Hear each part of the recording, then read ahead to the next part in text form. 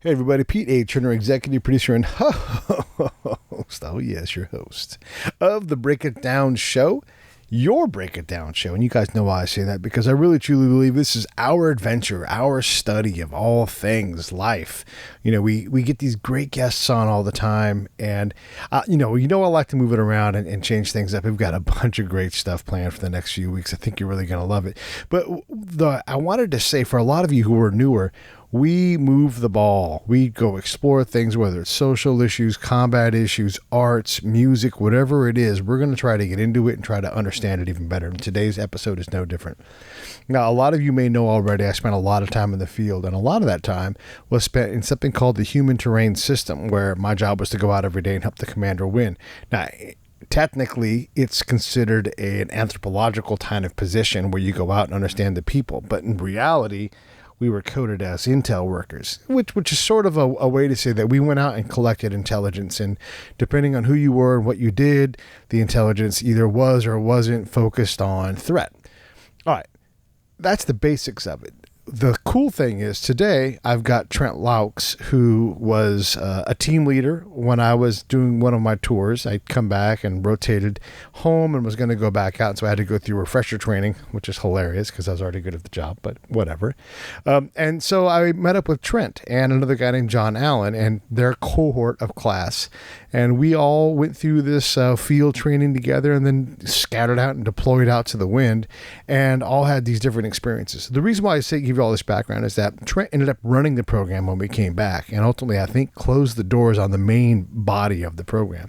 But as we understand combat, and ultimately, look, a lot of you probably aren't going to care about this episode. This is stuff that's a little bit heady, a little bit wonky, but if you listen carefully, you'll hear a lot of the themes from what we've done in other shows. So bear with us on this. This is paying a bigger bill in that we're trying to help the next battle, the next war, the next warrior understand that these capabilities are out there, how to use them, why we had them, and just create these practical learning tools that will help us all fight better.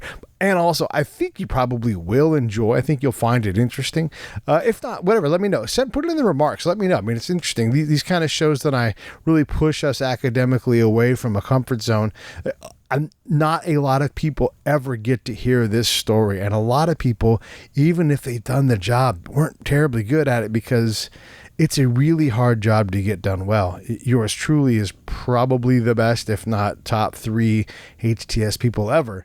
And you probably get that same story from everybody you talk to. But here the reality is I'm telling you guys these stories so you all can hear it and hopefully enjoy the stories of HTS. So John Allen, who I dubbed the Lite Beer Panda, and we can go into that some other time, and Trent Loucks and I are going to break it down a little bit. Hey, and just because if you're new to the show or if you're coming in from somewhere else or you're an HTS person from the past, the sound quality got a little dicey for a while, so I apologize for that. Don't often mention it because you just can't control all the variables. And I think it was one of those days where there were sunspots. So nothing you can do about sunspots, but I think I cleaned it up pretty good. You should be able to get through it. Hey, real quick, the Save the Brave rifle raffle is still going on. You can go to blackstonearms.com and buy a ticket for $100. The rifle is a $5,000 value. So, even if you don't win, you're donating $100 to Save the Brave. And if you do, you got a hell of a rifle built by a really, really cool dude. All right. That is the basics for that. I know you're going to enjoy this. Just give it a minute. Trent Loucks, everybody. Lions Rock Productions. This is Jay Moore. This is Greg Proops. This is Jordan Harbinger. This is Dexter from The Offspring. This is Nathan This is East. Sebastian Younger. This is Rick Marotta. This is Stuart Copeland. This is Mick Gillette. This is Andy Summers. Hey, this is Skunk Baxter. This is Gabby Reese. This is Rob Bell. Hey, this is John Leon Guerrero. Hey, and this is Pete A. Turner. This is Trent Loucks, and you're watching the Break It Down Show. There it is. All right. A little bit of technical and lag stuff going on here as we get started and settle in. Also, I have in studio with me the Panda, John Allen, fellow Army veteran. All three of us are Army guys. We all belong to the Human Terrain System program at one point. Trent ran the program, and it's really neat to be able to talk to someone at the very top when you got guys like John and myself at the very bottom working on the ground, trying to provide the information that Trent needs to get everybody what they need at the big customer level. So thanks, fellas, for coming on and having this chat. Also, by the way, John's drinking a little bit, so and it's Friday, so we're gonna cut it up a little bit and not be too serious, but we are gonna have a pretty fun and serious conversation. Trent, hey, great to see you, and great to see you, John. It's been 10 years, basically, fellas, since we've done this. Isn't that crazy? Yeah, I think you Feels and like I it was just yesterday, the last Pete. couple of days, debriefing up in East Virginia, and that was it.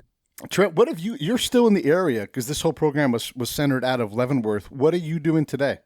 Today, I'm still in the Army Reserves and working as a CGSC instructor, Command General Staff College there at Fort Leavenworth. And then that's my part-time job. My full-time job, work at the Mission Command Battle Lab, AI capabilities for the Mission Command information systems. That's fancy. I mean, AI wasn't even a thing we talked about in the Army 10 years ago, and already you have people working that task. It's incredible. Let's back up in time, though. Let's go back to the HTS days. You guys went through the full training together. When you went through that training without your boss man hat on, but just Colonel Trent going through this thing, how was the training going through the schoolhouse for you to prepare you for the job that everybody was going to do on the battlefield? Well, honestly, I think that the training was not up to the standard that it needed to be. Remember that it was a prototype program where they were really trying to figure it out, and it was they were trying to use lessons learned from Vietnam area when they did chords.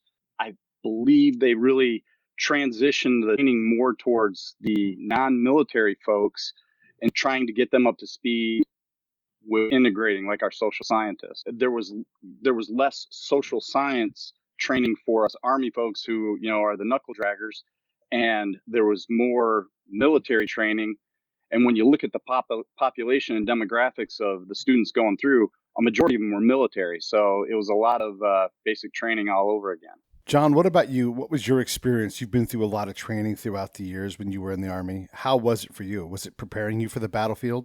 It kind of felt like Trent was saying, it felt like a repeat for me, because I think 90 days before I took off to Kansas City to attend over there, I was actually in Afghanistan and as part of the PRT. So I was a civil military operations chief out of one of the PRTs. And so when I got back, I mean, I'd recognized a lot of the stuff that they were trying to teach us just simply because I'd ended up doing it for the last, couple of years before that. So, yeah, it really felt like it was trained towards the civilian personnel. So I'm sure some of it was great for them. I can't remember the guy that was in my gun truck, but he was, when we did that final training exercise down in Polk on the convoy. Yeah. So watching him work a 240 and almost spray the truck behind us was fun, but, I'm not, being that we were never going to run a convoy by ourselves. Yeah. Here.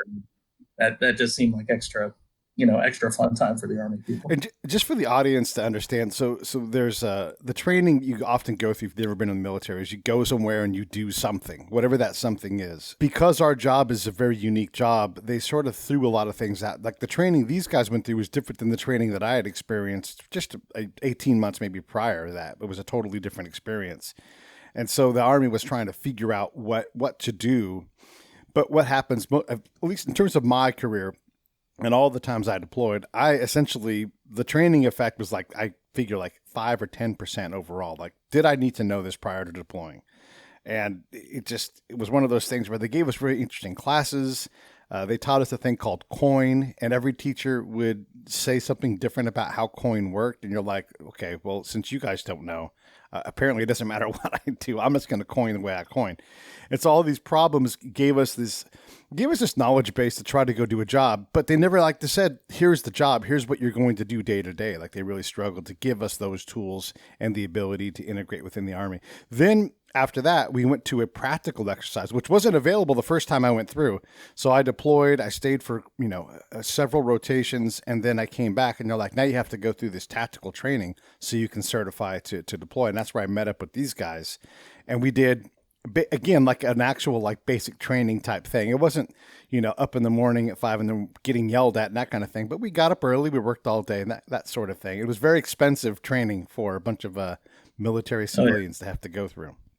What were your guys's? I guess Trent, you go first. What were your thoughts on the polk experience and what was given to us in terms of the value on the ground once we got to Afghanistan or Iraq or wherever we ended up going? Pete, interestingly enough, what we went through was the combat advisor course. It originated at Fort Riley, Kansas, with the 1st Infantry Division. I was actually part of that planning process to put that whole training together. I thought that we needed to do a ground range, and good fresher training for me. You can learn something new every time, and repetition builds muscle memory. So I thought that was a better choice than the CRC that they did at the Fort Benning for our folks prior to the Fort Polk experience. Yeah, there's some truth to that for sure. And then you broke up a little bit, so I'll kind of fill the holes in. He was saying that he was part of the training process in designing the training and making the choices and trying to find the right place to put people who hadn't been in the military. And for those of us that had been in the military, the ability to maintain our combat muscle and be able to, just validate that, we still knew how to point the gun in the right direction. John, what about you? What were your experiences, as a guy that had just got back from deployment, like me? You go through this training. I struggled to take it seriously. You might have been able to tell that, but what about you? Same boat. So I kind of loved watching everybody come out to formation in the morning because you'd have the Air Force guys. We were there with the Air Force team, and they would be lined up dress right dress, as military looking as the Air Force can. We'd be off in our own little gaggle off to the left. Be like, all right, here, we'll just kind of, I don't know, let's make it look like we're kind of in a formation over here. You got Rob getting yelled at for cutting off the sleeves to his Army PTs. That was fun. Yes. And him howling at the moon, trying to say, "Hey, that's okay." And I'm just there. Okay, let's do this, so I can either go back to the rack or go find something else to do. Yeah. The training there was fun. I mean, when we were actually doing training stuff, I remember the land nav was kind of a blast. So, especially when you're just dragging a couple social scientists behind you, it was more fun just giving them the map and be like, all right, I hope you remember this because I don't. The most fun I had is when we did the combat lifesaver. Oh, man. I had Anders Core. You guys remember him? Harvard guy? Harvard. So this guy ate his own blood. And honestly, by this time, he kind of pissed me off. So I remember I'm getting ready to do the IV on him. So I stick the IV in him. I didn't have the catheter plug. You know how you find the vein? Yeah. Stick that in, pull out it, and put in the IV piece. I forgot the technical terms. So I pulled it out, and then I just turned around and like, oh man, where's the plug? So listening to Anders shriek a little bit, that was fun. Yeah. Put that in. Kevin Cochran got me back. Later on, I forgot what we were doing, but he made sure to drop me. So good time. I don't recall his name, but there was that older gentleman who was a hospital administrator, and he gave me my IV, and he had no fear of doing this. He went up with a shaky hand and then jabbed the needle through and through my vein. And I'm like, well, all right. Yeah. Do you want to try again? That guy made it. It was Bob. In Afghanistan. Bob. Yes. He made it one day, right? Yeah. Yeah. One day. Showed up at the unit. I'm done. I still remember Bob's phone call.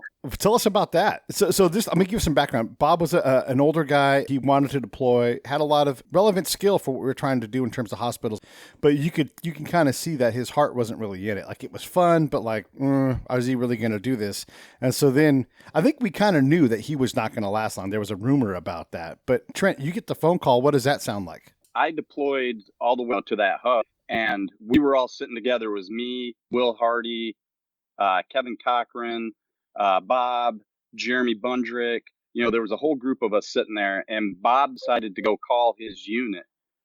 He gives him a call, and he manages to reach a sat phone that they were actually in contact at the time on their fob.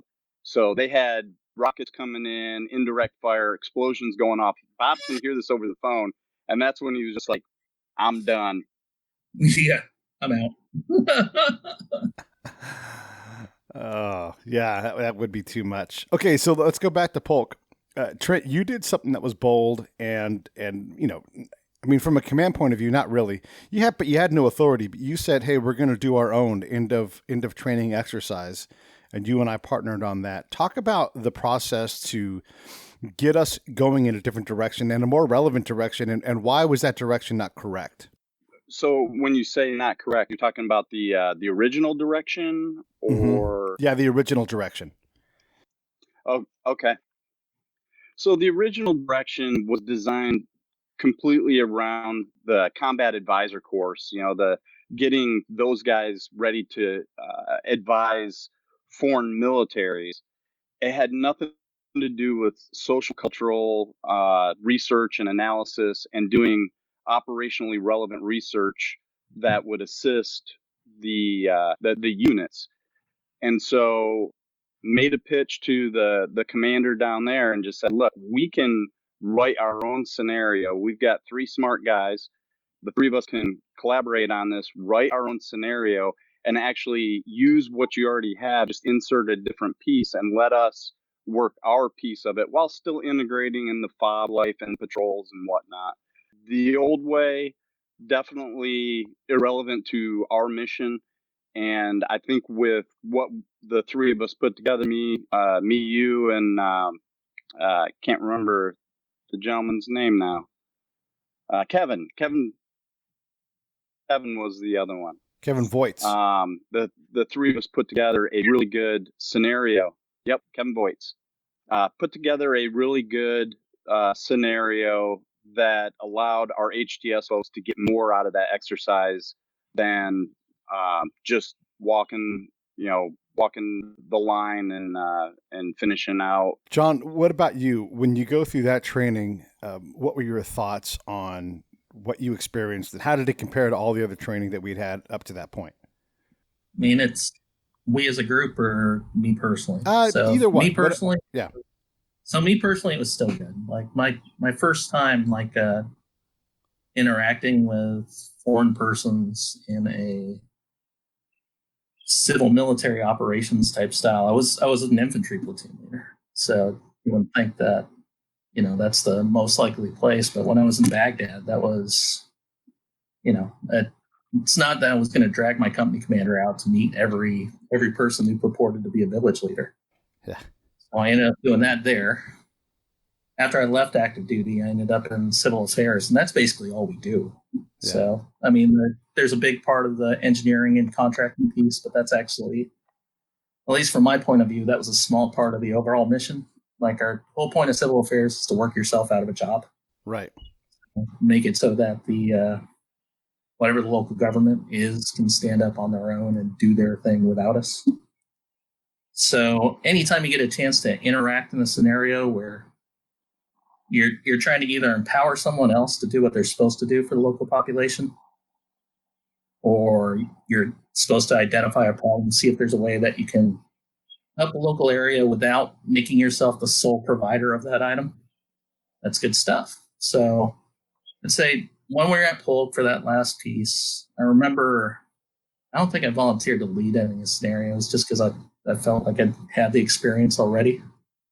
So still, I mean, it was good to have some of the other guys go through it too and just watch. I'd like to say it helps on my actual tour. So I ended up going to Delaram province in southwestern Afghanistan, so right along the Iranian border.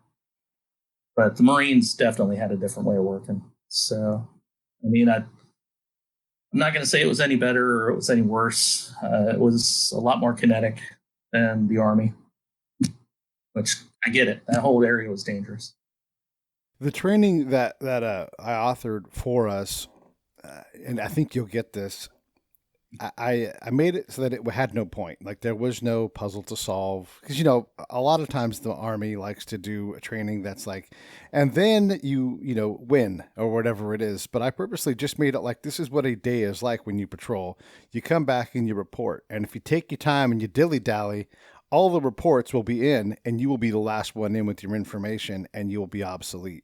So there were two big things I wanted to impress upon, you know, all of us when we were doing this training was, one, there is no point. You don't know the answer. Keep going out, keep gathering information, and get it back to the command as fast as possible. Does that make sense? Does that resonate in terms of? Yeah. Okay, good. Collect information and brief it. That's essentially the job on those kind of missions. It's funny because I don't if you recall, but I don't remember the gentleman's name. He was also like over 50 somewhere, and he had figured out what was going on between the different villages, and he was telling me what happened. He's like, this village is doing this, they're poisoning the water, and I had to say to him, that's not true. I'm the one that wrote it. I didn't write that in, but he was determined that he had solved the puzzle. And I'm like, that's the exact opposite of what we want to have happen here. Like, you don't know anything. You have to go back out tomorrow and the next day and the next day and the next day and slowly piece together what this is. And you're not going to find, there's not a thread to pull, you know? Do you think it was just so disappointing to have someone get it so wrong? I mean, that's a good thing too, though. So the guy gets a taste of what analysis looks like. He goes out there, he figures this stuff out. I think I know the guy you're talking about. There's another retired 05 coming out. So, I mean, that's always been my contention with those kind of slots. So, no offense, but retired 05, not really doing the CA job and doing the going out, not doing the 03, 04 type deal. Going out and doing the analysis, meeting those people. One of the things that I learned from the whole exercise, because I'd written scenarios before in the Army, so that wasn't terribly hard. I'd written roles, but it was the interaction with the role players and how many of these guys didn't even speak English, and you had to explain, you know, like the intent, like this is what I want you to do, this is how I want you to perform this role. And just how hard that side, and I, you know, if you recall this, Trent, when we went and they briefed us, and I'm like, oh my God, these guys don't know anything.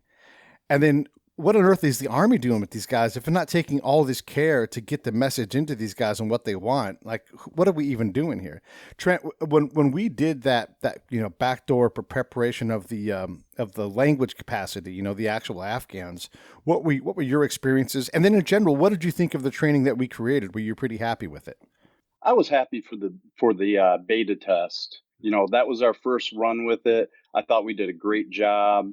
I know that you were a huge contributor to going and prepping those language guys to make sure that the interaction was authentic. You know, you've already had your experience prior to the Polk experience, so you were able to give them more relevant and updated ways to do the interaction that was actually effective.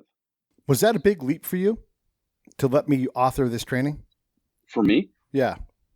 Oh, not at all. I've worked on teams. I've worked on scenario development teams. You know, like I said, we designed the original training at Fort Riley for that thing. So this was an easy transition to turn over the ranks to somebody that's far more experienced and competent at doing that.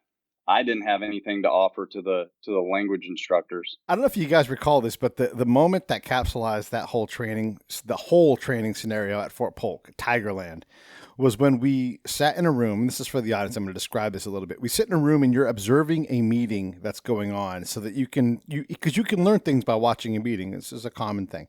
And so in this fishbowl that we're watching the fish, there is a service member who's not a student and then a service member who's not a student, and they're talking about service member stuff back and forth. There were two uniformed military people talking to each other about supply.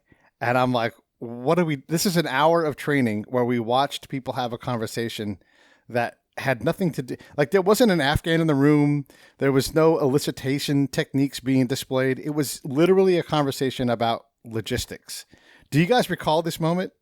I think they rotated us through in groups, and I was stuck with an Air Force group that was taking copious notes. Remember that? I'm like, Oh, I absolutely remember it, and it was an hour of my life I'll never get back. yeah. There were moments like that. Let me explain this. I want to explain this to the yes. There were many moments like that. So we're in pre-combat training. This place is scary enough that a guy heard gunfire over the phone and quit. All right, so this is real work. This is no shit dangerous work, and so we're doing things like standing around. By the way, any second we stand around, it's costing the military, I don't know, let's say $50,000. Like anytime this group stands there and does something, it's expensive to have us idle. And we learned skills that we were never going to use. Like we learned how to do a call for fire and all these different things. And some of this stuff, it's all military relevant, but we have a really hard job to do that really nobody else can do. And we're watching someone practice. We did this whole picnic with the Afghans, I called it, because we all sat around and ate Afghan food, and it was supposed to be some kind of cultural immersion training. And you just sat there and ate. This job was way too hard to train at that level. Frustrating. I get so frustrated. Trent, I know I'm beating up on the training, and you guys are doing your best. Did the training evolve and get better over time once you took over the program? It did. Everything gets better with iterations, especially when you have them working to do the after action reviews, get the lessons learned, and then insert that. We also worked.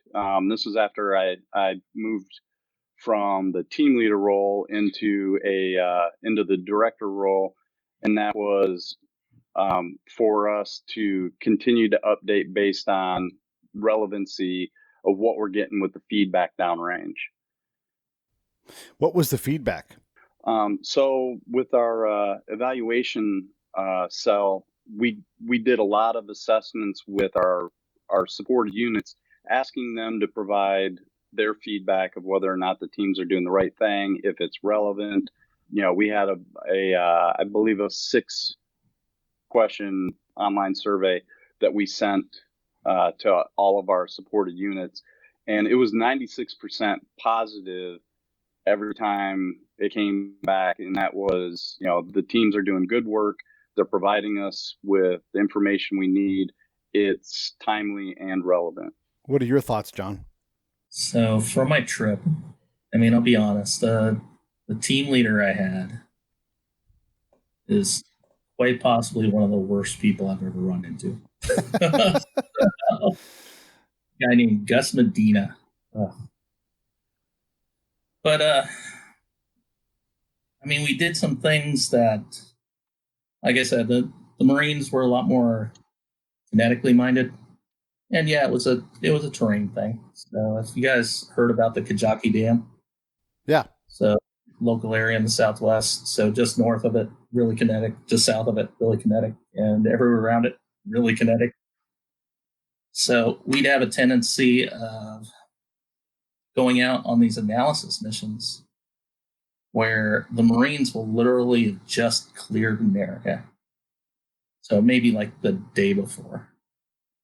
So we would go on this patrol with we'd have a Marine Scout with us, and we'd talk to local police.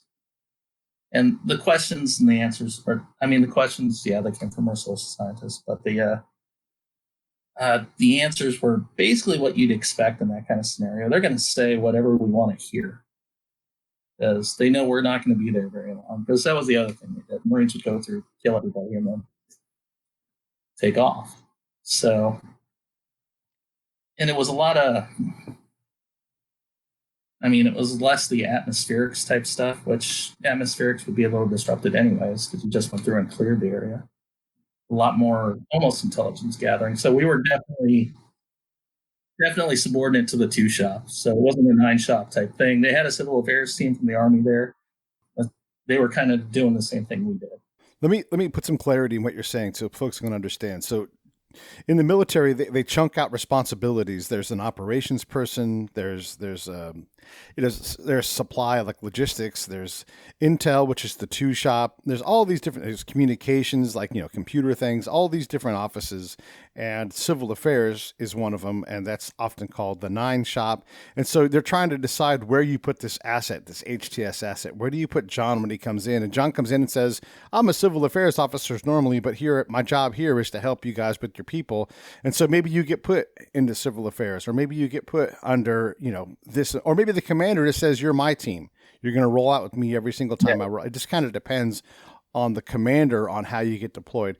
And one of the funny things that I learned along the way with HTS is that the commanders weren't really trained on how to use us. They had to sort of figure it out for themselves because there wasn't really a doctrinal answer that they had a command on. I mean, sure, they get a briefing, but then they just do what they want to do because there wasn't really, it was like, here's this tool. Just like there were all these tools the commanders would get. It was very modular. Like, here's this team, here's an ag team, here's a business team, here's all these different teams. Go ahead and enable them and go out and kill the enemy. It was basically what would happen. And so you would end up in all these different spots. And that's what John's talking about is now we're under this intelligence shop, which is a fair place to put us. Yeah. What was the best answer for that unit, though? Where should you have been? So it seemed like the relationship with their 9 shop was broken. So I don't know if the Army guys that were there before us, they were there on, I think it was a 12-month tour, either a 12-month or a 9-month tour, but essentially they've been relegated. The brigade or the regimental headquarters are here, and the 9 shop is like on the other side of the post. Bad. Hey, this is Pete A. Turner from Lions Rock Productions. We create podcasts around here, and if you, your brand, or your company want to figure out how to do a podcast, just talk to me. I'll give you the advice on the right gear, the best plan, and show you how to take a podcast that makes sense for you, that's sustainable, that's scalable, and fun. Hit me up at pete@breakitdownshow.com. Let me help. I want to hear about it. The brigade or the regimental headquarters are here, and the 9 shop is like on the other side of the post. Bad. Yeah. Yeah. Sign. That's not a good sign. So the 2 shop, I kind of felt like, we could have influence there, but that's just another Gus thing. I guess he was trying to sell the capability as much as he could as intelligence gatherers. So that's what we did. Yeah. And it's one of the things that we do. I want to let Trent talk. Trent, go ahead. Oh, I was just going to say we had a really good experience with the 2 different units that we supported. Fortunately, the team that was there ahead of ours did a really good job with integration into the unit and proved worth. So we were part of the commander's special staff, and we basically flexed to his priorities and his mission. So we supported the 2, the 7, the 9. We did some stuff with the female engagement teams. We kind of flexed all over the place, and actually had one smaller team deployed forward with one of the battalions, and they were there almost full time, so detached from us at the brigade headquarters. One of the things I would do was I would share my patrol reports with a wide reading list to include all of you guys. Did that in any way help at all to see what we were creating and to give you guys a picture? Absolutely. Anytime you have information sharing where we're able to provide information to each other, you may be seeing trends, and you may be able to tie that together with what's going on in one region and what I'm seeing in my region.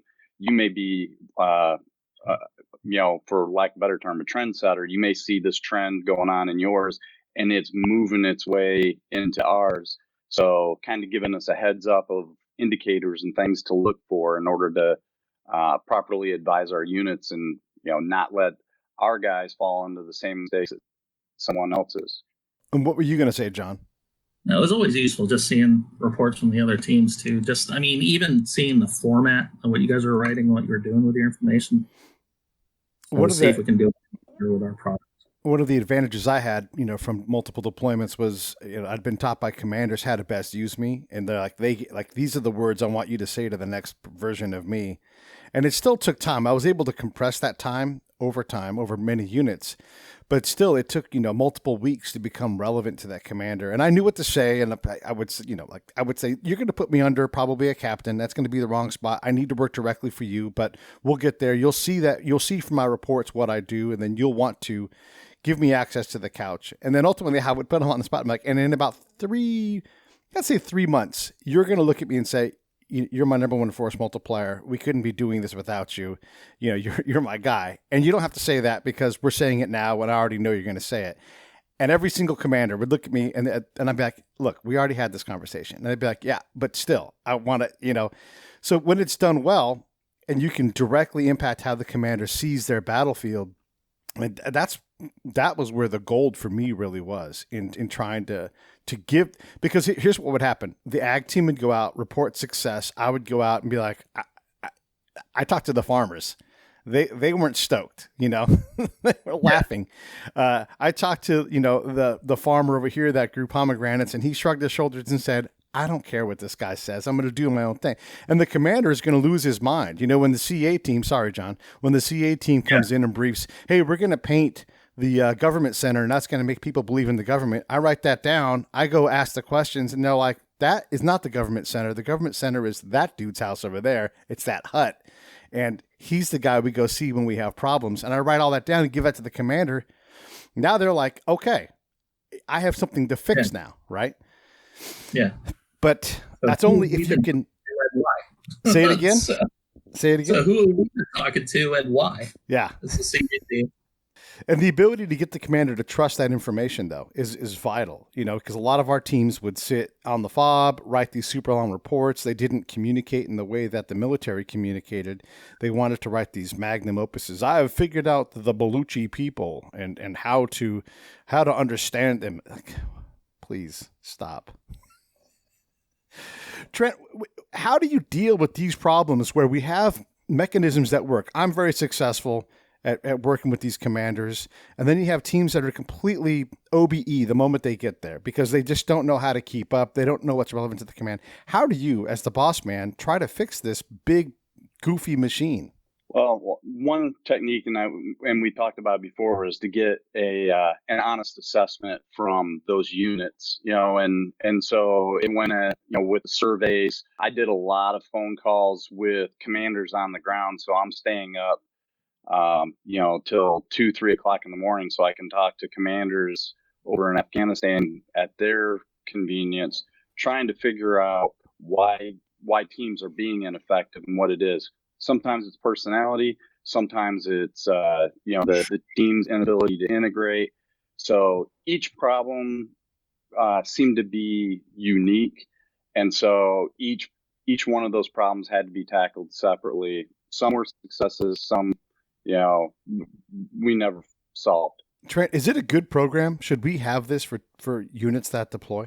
You know, I've got my opinion on it, which is I think it was a good program, but it wasn't tenable in its current configuration. You know, you can't have, I think Kevin Voights actually called it this, you can't have a full-time capability with part-time staff. And that's everything from, you know, your 1 year social scientist or human terrain analyst or research managers, you know, fill in the blank, each position. They were here for a year and then they were gone. That's all they were ever promised. So some of our guys were fortunate to get second tours, but ultimately it needed to be a more long-lasting and enduring program, and you can't do that with part-time help. But the other big issue I saw was the individual replacement program. I mean, I was fortunate. We had one person from the previous team stay, and the rest of them redeployed. So when I deployed with 4 people that I had just gone through training with, so it was easy to integrate one person in and work well as a team who already had the experience on the ground. So, you know, it's got to be a team thing. And I really believe that in order to be effective, that when that combat unit is in their pre-deployment training at home station, that's where the human terrain team needs to integrate and actually deploy with that unit. So they've already started the integration. They started the training. They figured out where they belong in that unit's battle rhythm, decision-making cycle, etc. And so there are a lot of solutions. I think it's an effective program. Could it have been more effective? Absolutely. John, what would be your response to that question? I remember hearing it getting shut down, and I'm not sure to what level it was actually shut down. Like, if it sounds like HTS has its own separate component is Dunzo, but what did the Army actually end up doing with the capability? So did it end up rolling into civil affairs? Did it end up rolling into the information operations guys? Because I know the Navy put a big focus on information operations, but they made the definition way too broad. Right. So, right. Yeah, people coming in promising the world, and all of a sudden, captains in the ground, they're not getting the world. So good way to lose credibility there. But I always wondered what the Army ended up doing with what we had, because it seemed like it is useful. It would have been nice to have a little more country specialization in there.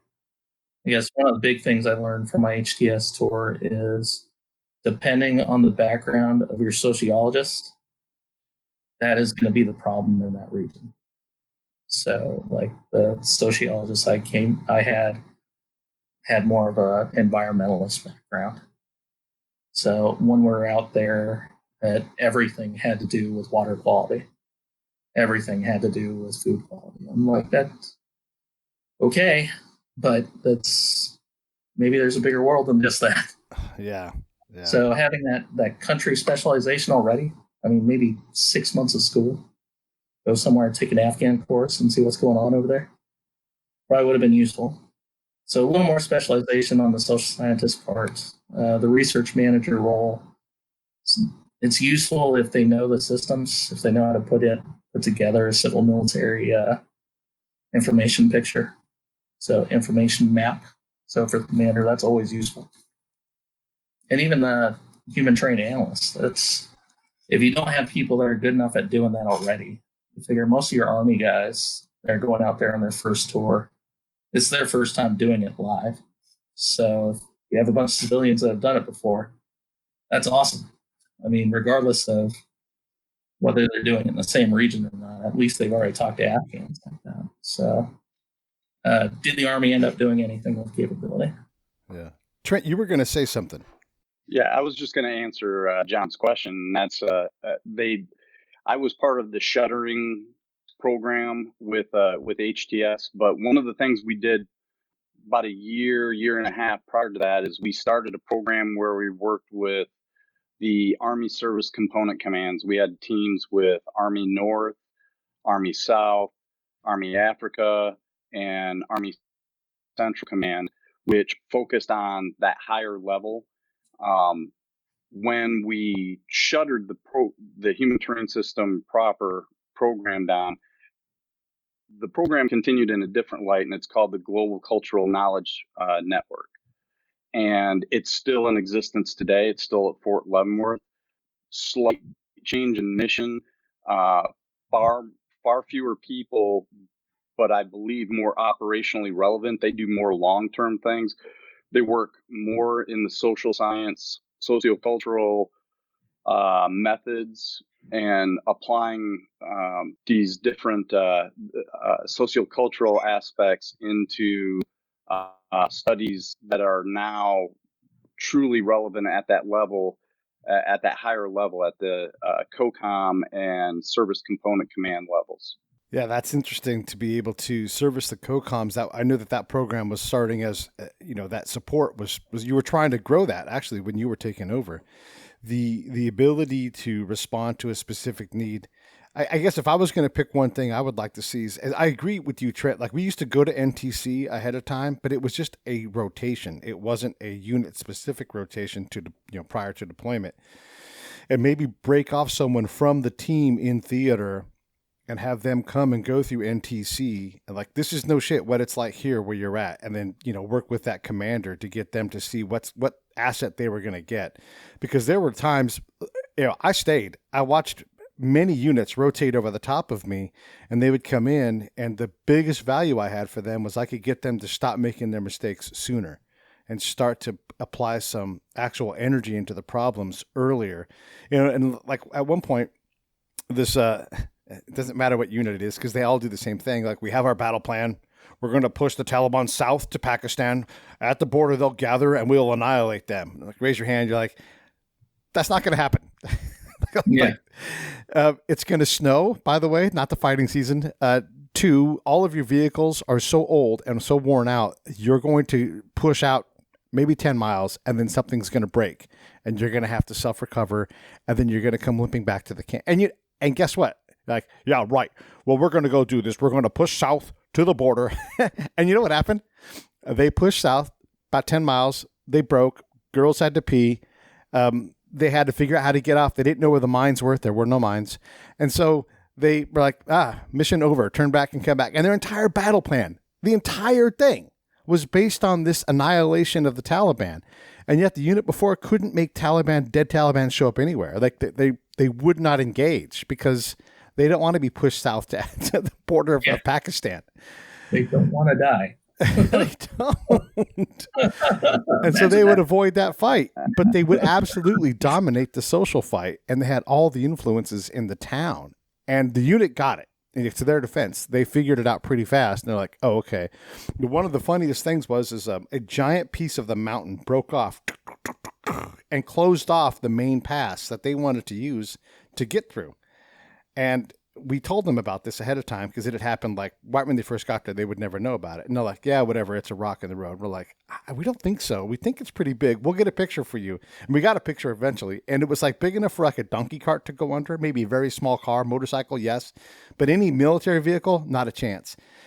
And the Afghans named this thing like the rock that could never be moved. And they it was ridiculous. And the engineer was like, there's not a rock on this earth I can't blow up. And then finally, like when he went out there on a mission to look at it, he's like, I can't blow this rock up. There's nothing I can do to chip away at this thing and break it in any kind of timeline that, like, the entire battle plan was scuttled by a piece of a mountain falling off. And then just this whole thing. So you're right. Getting in there at NTC to say, hey, this battle plan, focusing on the Arab Emirates and their financial influence, stop. Can you make clean water show up? Can you find out what's important to these farmers? You know, when you say rule of law, they have one. Do you know what theirs is? And if you don't, how are you going to negotiate the 2 rules of law? Anyhow, longer term capability on station specific to that area so that you can learn the elders once and stop asking the same questions over and over again, stop promising the same programs over again as a military force. Having that person there to say, hey, here are the last 5. I would do this all the time. Here are the last 5 units here in Baghdad. They've all had the brown hand shaking the white hand on the slide saying that we're going to fix this problem. And then have them go, oh, wait, that's right. We all do the same thing. That's what I would like to see, is that kind of capability where you're able to flex in pre-deployment, but also stay long enough to develop that capacity to understand that area. But, you know, that's not going to happen. So, frustrating. Yeah, I always like the idea of having like a high level. So having what you were saying with the COCOMs trend. So we've got when we say high level with COCOM, I'm assuming we're talking the regional commands. Right. When we're in country. So like RC South, RC North. So it's someone at that level that actually knows, okay, these are the tribes I expect to be in this area. Okay, there might be a migration of Hazaras going through this area. They're tribal in this place. Baluchis hate everybody. Iranians do a lot of business in Delaram districts, so expect to see Iranians around. And by the way, they don't all hate you. Yeah. So, I mean, that's good information to give to a combatant commander in RC South. So that high level, great. And then build up on that low level too. Have that HT, a human terrain analyst that's already, you know, he's gone out there, he's done this before, and he doesn't look scary because he's wearing civilian clothes. Might have a beard, probably wearing slacks, might have a vest on. Yeah, we're going to make him carry an M4, but whatever. So, and the research manager capability, I was always kind of iffy on that one. Like, it's good knowing someone who knows what the systems look like and how to upload it all in there. But I think I ran into a research manager or two that couldn't write to save their lives. So reviewing those reports and putting that into a system is kind of, you know, that's a step above them. And that ability to brief. Every one of those guys has got to be able to brief, because that's where you lose your credibility right off the bat. Yeah, I would even change those designations. My era, it was less designation specific, and it evolved into that because you had to kind of manage it. But I was technically an RM, but I did all of the jobs, Yeah. And so how do you, well, anyhow, listen, whatever. How do you better select these people? By the way, Tom Barth was in there. I don't know if he's still watching, but he checked in with us. Hey, Trent, what else do you want to add about HTS and that capability and your experiences? Well, like we talked about, Pete, I think that it's definitely a capability that the Army can use, military at large. And, the big problems to tackle are how do you make an enduring program last with, like John said, people that understand their jobs and know them with part-time labor force. So, I guess what I would say with HTS is the problem is still there.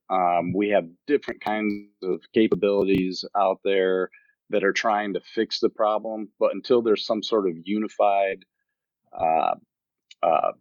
program or directive that pulls it all together and does the right things, we're kind of stuck with all this piecemeal. By the way, Kevin Cochran just checked in and says, hey, so what's up? Holy Kevin? crap, it's Kevin. That guy was awesome. Miss you, Yeah. man. Actually, I want to, John, you have to help me tell the story. And Trent, I know you're part of the story too, but you had colonel things to do. But the culminating exercise, or at least in terms of field problems, was to have a live fire range where we drove through as a patrol and engaged targets on the side of a mountain, which is fun Army stuff, like target right, target left, all these things, 4 vehicles in a convoy patrolling through. And it was supposed to be like this dramatic end of cycle exercise with live fire and gunners and drivers and TCs and everything. Trent was right. It's like saying, hey, that's not what we do. Some of these people are social scientists. We don't need them shooting, live fire weapons, but we still were forced to comply and do at least the spirit of the exercise. And so, John, what's your memory of how that went when we did the final live fire exercise? Oh, that was a blast. So who was in my truck? I was in the lead truck. So Mike was in your TC. Yeah, Mike was TC, and we stuck. Oh yeah, the social scientist I quit on his first day. He was the gunner. We stuck him up on the gun. Probably because nobody wanted to clean it. The Air Force guys were all super, super focused on this. I think half the HTS people were ready to take a nap. The catch-up speed was keep the fuck up. I remember telling everybody else that. So,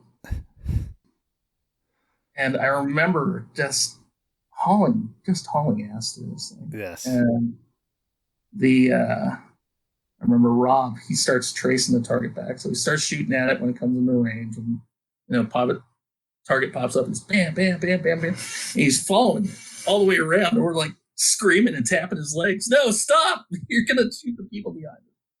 So we never got that far, but I'll always remember the stream of cuss words from Mike towards Rob. I thought the social scientist guy was going to cry for a little bit, but good times, man.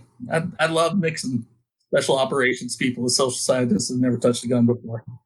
I remember pretty clearly the whole exercise thing because I thought the whole thing was ridiculous. At that point, my ridiculous meter had been filled up, and so this stuck out for me because the unit, God bless the unit trying to do the training, but, they were not tactically. One of the things, just for the audience, one of the things they would have us do is anytime there was a culvert or a place where a bomb could be stuck, halt the patrol.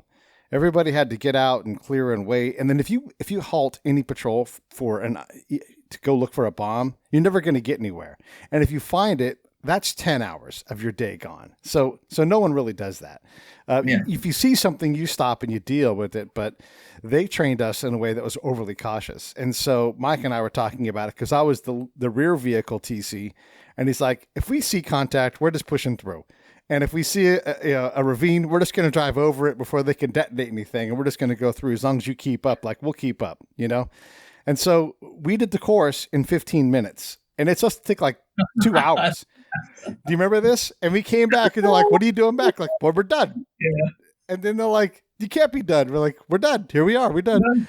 Yeah. And so they made us do it again, and then we did it faster. Hey, the catch-up speed was no shit.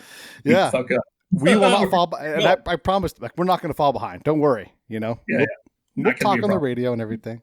But that was sort of like and Kevin was the driver, by the way. Kevin was our driver, and Kevin had no problem keeping up. He just kept mashing on that right pedal, and we just kept not shooting and just taking our armor and putting it to work. If they want to shoot at us with small arms, you're welcome. We're not staying. We're leaving. Yeah.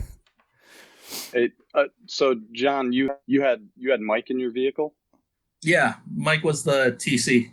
Yeah. Do you remember the report he sent back to hire when they kept calling for contact reports? No. Kind of wish I did, though. It sounds like it would be pretty good. Oh, I remember it. It was receiving fire, sending the same back, out.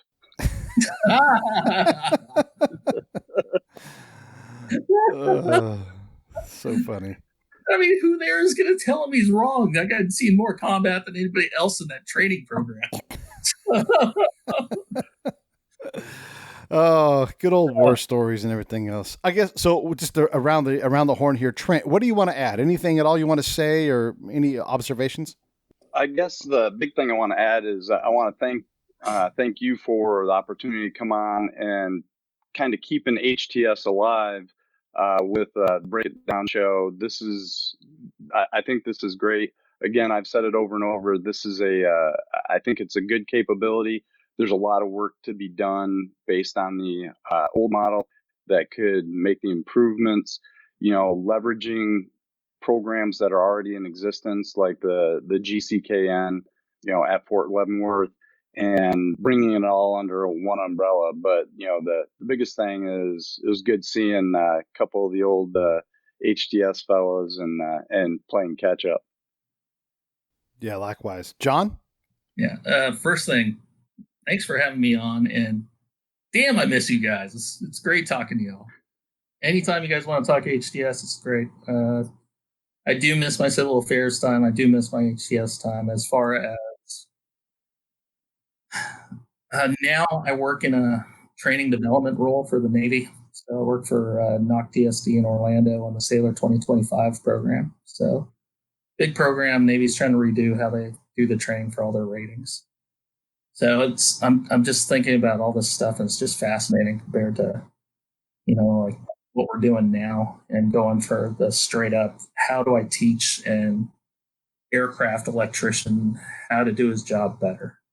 And I guess I'll just say in general, if you are interested in this kind of capability, you can always reach out to me, Pete at breakitdownshow.com. I've got dozens of shows talking about how to do this well, whether it's cultural competency, or yesterday's show was talking about ethics, and she's a PhD professor who teaches at the Stockdale School, for the Navy. And they talk about ethics and how do you ethically, look, fellas, you've all deployed several times. How fast do the ethics change on what is and isn't important? It's just impossible to expect someone to reliably go through this ethics chicanery and come out the other side with what they're given pre-deployment, and how to survive that, like hating the enemy, but also not degrading the enemy. Like, all right, okay. You cannot, it's just so many things. And so to understand these things well at the HTS level or at the military level, you have to have this bevy of proficiencies, whether it's language capacity or cultural capacity, whatever it is. There's a lot of things to master. So we've got a lot of those resources here.